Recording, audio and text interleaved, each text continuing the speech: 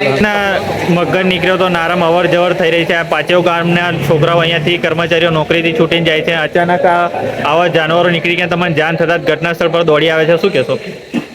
આ એક બહુ ભયાનક પરિસ્થિતિ છે અહીંયા અંડરપાસની અંદર. ગત વર્ષે પણ હતું, ચાલુ વર્ષમાં તો અત્યારે પહેલો જ વરસાદ એવું કહેવાય. નારું અંડરપાસ પર મગર, આપ જોઈ શકો છો મગર છે. અહીંયાથી સાવલી કોલેજ, આસોદ છાણી સ્કૂલમાં વિદ્યાર્થીઓ તથા નોકરિયાત વર્ગ અવર જવર કરતો હોય છે. નોકરિયાત વર્ગ રાતે 11-12 વાગે છૂટીને આવતો હોય અને આવી રીતના મગર, મહાકાય મગર હોય અને રેલવે તંત્રને વારંવાર રજૂઆત કરી છે આપણે કે અંડરપાસ, આટલો મોટો અંડરપાસ હોય તો લાઇટની વ્યવસ્થા હોવી જોઈએ. આપ જોઈ શકો છો અહીંયા કોઈ લાઇટની વ્યવસ્થા નથી, અંધારપટ છે.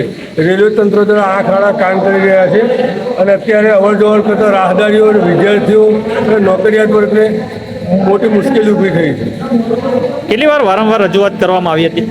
લેખિતમાં 3 વાર રજૂઆત કરી છે અમે, છતાં રેલવે તંત્ર આની પર કોઈ એક્શન લેવા તૈયાર નહીં. આપ જોઈ શકો છો અત્યારે પણ લાઇટની કોઈ વ્યવસ્થા કરેલ નથી. આપનું શુભ નામ?